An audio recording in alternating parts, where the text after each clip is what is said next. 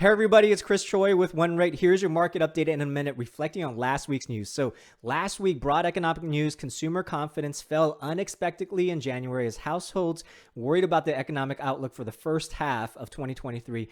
The number of available jobs surged to 11 million in December, the highest level since July, exceeding economists' expectations. Now, the Federal Reserve raised their policy rates by the expected 0.25% at last week's meeting and signaled more rate hikes to come despite recent disinflation. Now, for your housing news, the Federal Housing Agency or Housing Finance Agency reports home prices fell for the fifth straight month in November, though they landed just 0.1% lower than October's levels.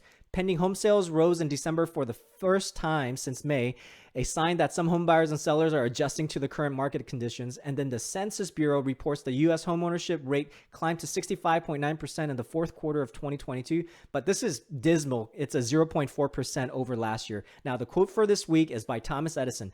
"Everything comes to him who hustles while he waits." Hope you have a great and blessed week.